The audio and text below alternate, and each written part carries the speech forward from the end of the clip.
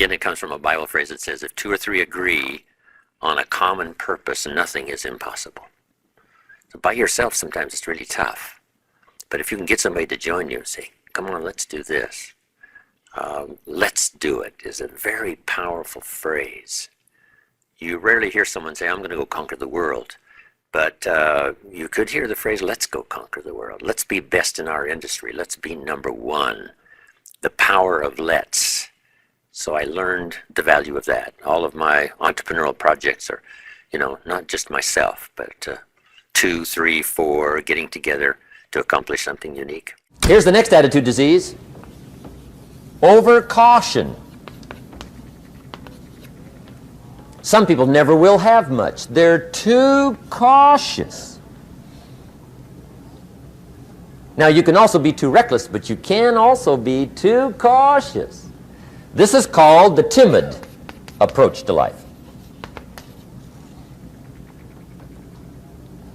And my caution was always the risk. Risk used to drive me right up the wall. I used to say, what if this happens? It's called the language of the poor.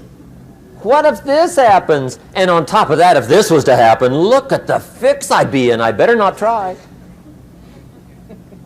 I could always ace myself out. Then I'll tell you what changed my whole life when I finally discovered it's all risky. The minute you were born, it got risky. If you think trying is risky, wait till they hand you the bill for not trying. If you think investing is risky, wait till you get the tab for not investing. See, it's all risky. Getting married is risky. Having children is risky. Going into business is risky. Investing your money is risky. It's all risky. I'll tell you how risky life is. You're not going to get out alive. That's risky. The Englishman says, well, if that's the way it's going to work out, let's give it a go. Right, that's what it's for. Give it a go. Somebody says, yeah, but I'm looking for safety and security. Fine, then huddle in a corner. We'll cover you with a sheet, bring you 3 meals a day. And we'll protect you, feed you, look after you, care for you. We won't let anything happen to you, and you'll probably live to be 100. The guy said, well, yeah, I'd live to be 100. But what a way to live. Right. What a way to live, safe and secure. Don't ask for security. Ask for adventure. Better to live 30 years full of adventure than 100 years safe in the corner. And see, it's not important how long you live. What's important is how you live. Now let me give you the secret. Shoaff said, here's the secret, Mr. Rohn. Learn to work harder on yourself than you do on your job. Once I got that, it turned my life around. Learn to work harder on yourself than you do on your job.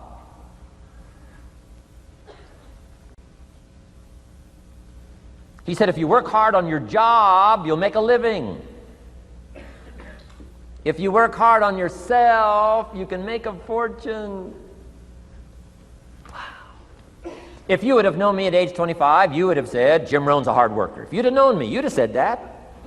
I'm the guy, I don't mind coming a little bit early, staying a little bit late, I don't mind that. You'd have said, well, Jim Rohn's a hard worker. You say, well, how come he's got pennies in his pocket and nothing in the bank and behind on his promises? Well, I was a hard worker, but I was working hard on my job, not on myself.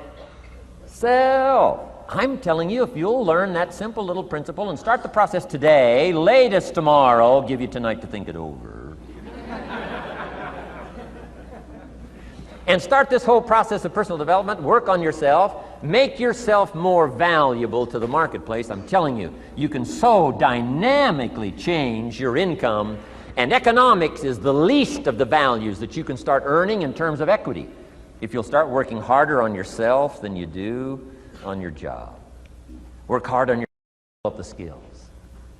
Work hard on yourself and develop the graces.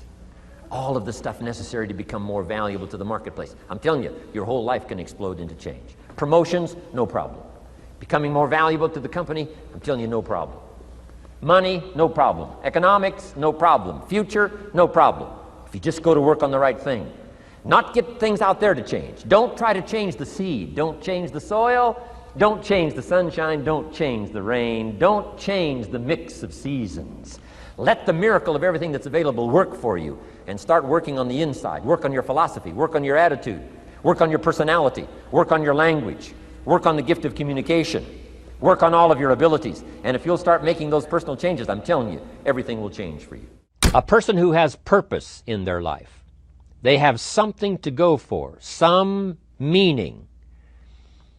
One writer described it, for some people it becomes a magnificent obsession. And for you and I, maybe it doesn't need to be that dramatic as a magnificent obsession. But it has to be something that does something to us, something that pulls us, especially into the future. You know, there are many influences on us. One is the influence of the past. Some people are always pulled back by the past.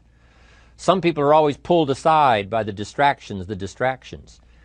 But here's what's powerful.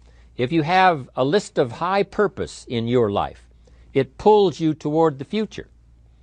And the more powerful the purpose is, the stronger it pulls.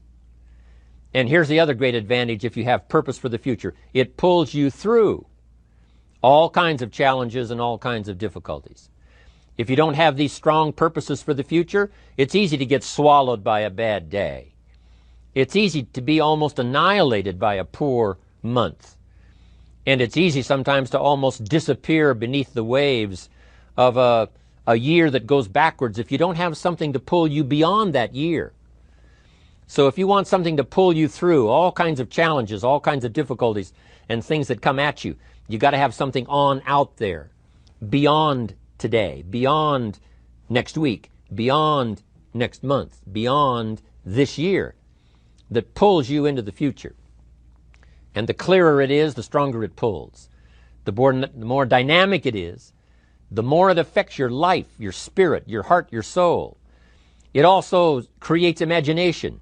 It gets your mind working on how to achieve that purpose.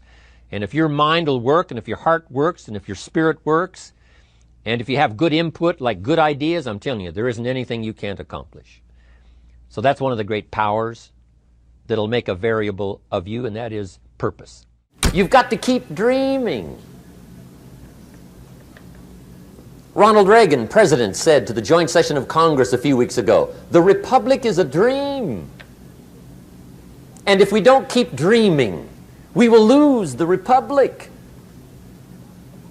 Your better future is a dream for yourself and for your family. Where do you want to go? What do you want to do? What do you want to be? What do you want to see?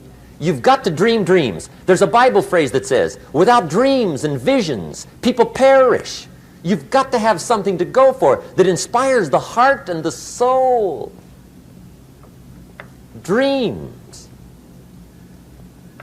From the children of Sanchez, it says, take the crumbs from starving soldiers, they won't die. Take the bread from hungry children, they won't cry. But without dreams, we all will die. You've got to dream. Don't lose your dreams for yourself, for your future, for your family. The dreams of love and enterprise and travel and doing things, becoming something unique on your journey here. Don't lose your dreams. Do some dreaming. Resolve. Resolve says, I will. Two of the most powerful words in the language. Benjamin Disraeli said, nothing can resist a human will that will stake its existence on its purpose. Shortly put, I'll do it or die. Best definition of resolve I got from a little junior high girl, Foster City, California. I'm going through some words one day. I got to this one and I asked the kids, who can tell me what resolve means? Some didn't know, some tried. Interesting. The last one was the best. Little girl about 3 rows back, she said, I think I know, Mr. Rohn. I said, what? She said, I think resolve means promising yourself you will never give up. I said, that's the best I've ever heard. She's probably giving seminars somewhere today, right? I mean, that's the best I've heard. I asked the kids, how long should a baby try to learn how to walk? How long would you give your average baby? Before you say, hey, enough's enough. No. Any mother in the world would say, you're crazy. My baby is going to keep trying what? Until. What a magic word. I want you to write it down. Until. Promise yourself you'll read the books until your skills change. You'll go to seminars until you get a handle on it. You'll listen to it until it makes sense. You'll go for it until you understand it. You'll practice it until you develop the skill. Never give up until, however long that is. Step by step, piece by piece, book by book, word by word, apple by apple. Walk around the block, walk around the block. Go for it. Don't miss the chance to grow, and resolve that you'll pay the price until you learn, change, grow, become. Then you'll discover some of life's best treasures when you pay that price. There's great power in self-reliance. Self-reliance means you simply look mostly to yourself. It would be nice if someone just gave you this, gave you this, gave you this. It would be nice if everyone did their job exactly as they're supposed to do it. But here's what you've got to do. Primarily rely on yourself. Primarily say, I'm the person responsible. And I will learn the necessary skills so that I can help people learn their skills. If I need lots of people to do certain things to build my organization, that is what I must have. But I've got to be the final backstop. I've got to be the final one that people can rely on. So that if this is missed and this is missed, I can catch up. I can fill the gap. I can do the job. We have to do it when we conduct meetings. We have to do it when we conduct training. We have to do it when we're in a class of just a few. What someone might have missed, we're there to fill in. Self-reliance. Primarily, we're learning to count on yourself. So that you can do this, never complain and never explain. Your philosophy comes from what you learn, comes from what you know, comes from other people's experiences. 3 ways now to learn from other people. Here's number 1, learn from what you see. One of the great watchwords of these early years of the 21st century, pay attention. If you just watch, you can pick up clues. Success leaves clues. And if you'll be a better observer of the winners and the losers, those that are doing well and those that are falling behind, and just take mental notes and good notes and say, I'm going to adjust what I'm doing based on what I see. Here's number 2. We learn so much from other people based on what we hear. Here's good advice on that. Be a selective listener. Listen to voices of value that have experience, ideas, reputation, something valuable to share. Now here's number 3. Read all the books. Now there's millions of books, so you can't read all the books. But make this note. Read all the books you need to read to make you as wealthy as you want to be, as healthy as you want to be, as prosperous, as productive, as unique a human being as you want to be. Read all of those books. Don't leave those books go unread. My mentor got me started on my library when I was 25. I got one of the best. If you saw my library, you would be impressed. I haven't read everything in it, but I feel smarter just walking in it, right? My library. I was smart enough to buy it all. Now I got to be smart enough to read it all. Now jot this down. When you do read, you have to sort through what you read and decide which is valuable to try. That's part of the process of learning. Gathering information and sorting through it. 1, the information that would apply to you, and what you think would be valuable based on your current philosophical opinion. So read all the books. Our lives are greatly affected by what we learn and what we know. Disgust. Disgust is a negative emotion, but it can have a very positive, powerful effect. Disgust says, I've had it. What an important day that could be. I've had it. Wow. I met a beautiful, powerful, accomplished executive lady in New York. The company invited me to come in. This lady was the vice president, extraordinary lady. I got to know her and I found out her story. I said, how did you get here? Big income. And she never went to college, never went to university. I said, how did you get here? Executive, powerful, income. She said, well, let me tell you part of the scenario. She said, when I was a young mother a few years ago, she said, one day I asked my husband for $10. And he said, what for?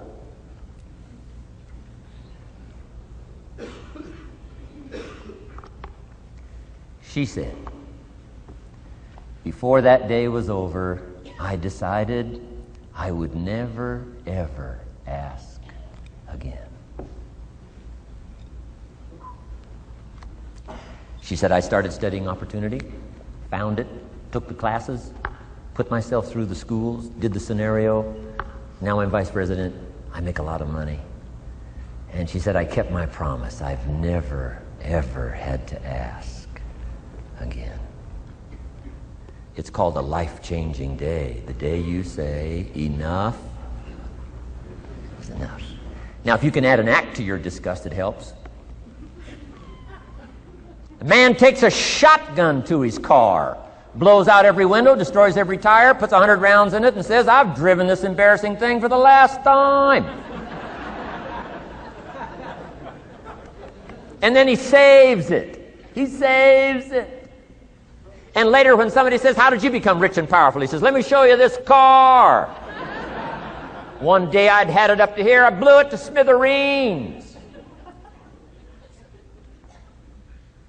Enough is enough. Powerful.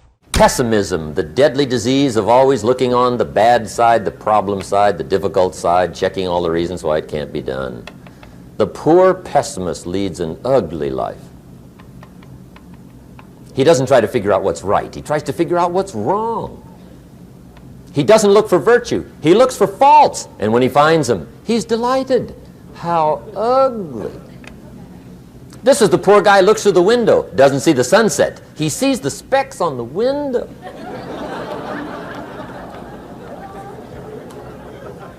And this is the poor guy, right, who rushes up, takes such leave of his senses. This guy rushes up and he says, I've got 5 good reasons why it won't work.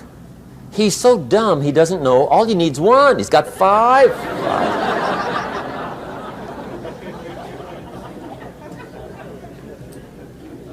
To the pessimist, the glass is always half empty. To the optimist, the glass is half full. Why would the same measure affect people 2 different ways? Answer, it all depends on how you look at it. Our lives are mostly affected by the way we think things are, not the way they are. The way we think they are affects us most.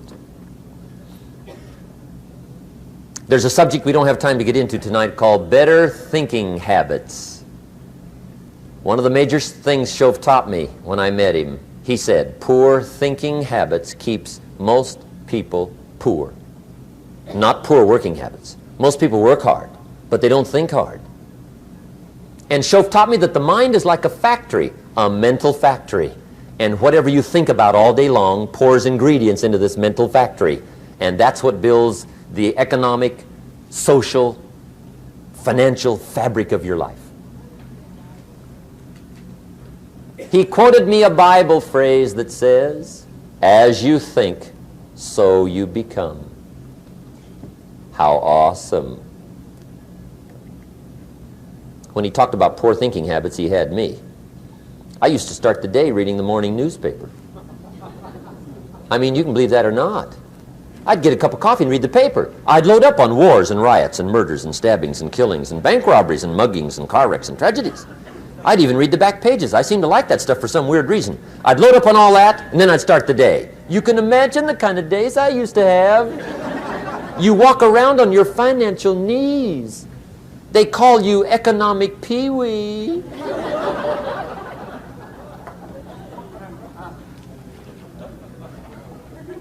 The guy says, I want to be a great leader. Wonderful. The first thing we do is follow him to his house. When we get there, we walk in and check his library, number 1.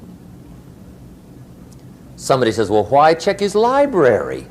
The reason is because what a man reads pours massive ingredients into his mental factory. And the fabric of his life is built from those ingredients. You would not believe what some people have got in their house to read. You would not believe. One of the best dressed up words I know for a lot of it is trash. Can you imagine dumping a barrel of trash into this mental factory every day and coming out with a rich, dynamic, positive life? It can't be done. You might as well try making a cake with cement. Mr. Schoaf gave me one of the greatest phrases when I first met him when he said, Jim, every day stand guard at the door of your mind. How important. Stand guard at the door of your mind. And you decide what goes into your mental factory. Don't let anybody just dump anything they want to in your mental factory, because you've got to live with the results. Thank you so much for watching us. We made this video because Ian Gabriel asked us to. If there's someone that you'd like us to profile, please let us know in the comments below and we'll see what we can do. We'd also love to know which one of Jim Rohn's top 10 rules meant the most to you. Leave it in the comments below and we'll join the discussion. Thank you so much for watching. Continue to believe, and we'll see you soon.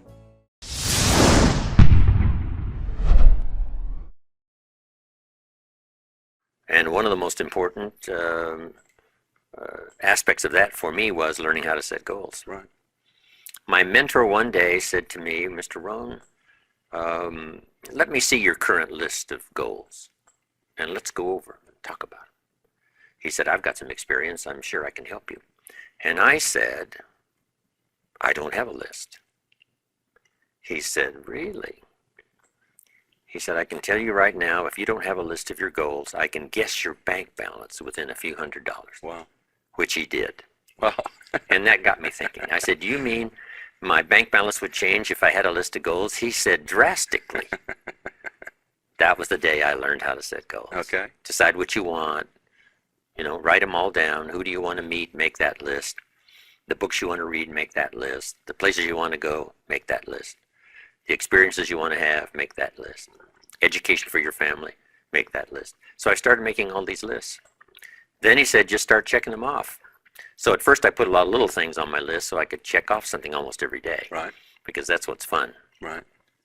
Then he said, if you check off something significant, celebrate. Right. Because that'll inspire you to even develop a longer list. Welcome all experiences. You never know which one is going to turn everything on. Don't put up the walls. The same wall that keeps out disappointment keeps out happiness. Take down the walls. Go for the experience. Let it teach you. Learn to measure progress. Once you've set up a project now, you want to turn nothing into something. Now you must measure your progress. How are you doing?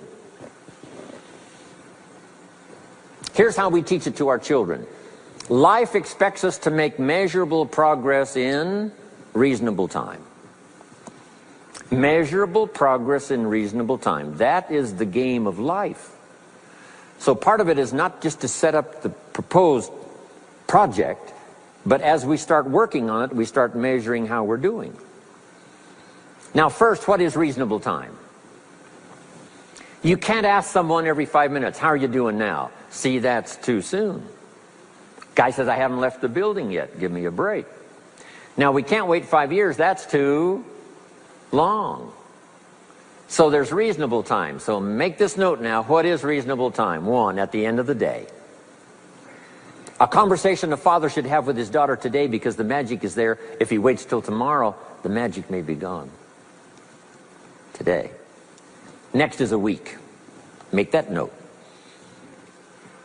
Usually, we get paid by the week. Somebody adds up our value to the marketplace, out comes the check. The next week, somebody adds up our value to the marketplace, out comes the check. What I learned to do is to change my value to the marketplace so the check kept getting bigger and bigger and bigger. I didn't have to change the economy, I only had to change myself. Measure your own progress. Success is a numbers game. We demanded of our children, how many years do you want your child to spend in 4th grade? Approximately. About 1 year, right? You say, well, if they're nice kids, would you give them 3 or 4 years? You say, no. This is not a nice game. This is getting ready for the future. This is getting ready for the challenges and the opportunities. You can't linger in 1 grade more than 1 year. Now, make this note. The same should go for us as adults. Don't linger more than 1 year in 1 grade of learning. Adult, management, entrepreneurship, leaderships of all kind. Keep up the pace of learning. Okay. The numbers. Measure. Count. Now here's the key. Face the truth. If you're only making this much progress, you know, there's no use trying to kid the world, no use trying to kid anybody else, and especially don't kid yourself. If in a period of time you've only made so much progress, you just got to swallow hard and say, this is the truth. I've got to face it. Now, what could I do to start increasing my progress and make my health better, make my income better, make my investments better, make my value to the marketplace much better, get busy learning the 2nd skill and the 3rd skill and the next language and the next language to increase my value. I got to get busy and do that. See if you will do that. I promise you, one of the greatest motivating factors in the world is progress. And if you'll measure it, you'll get excited.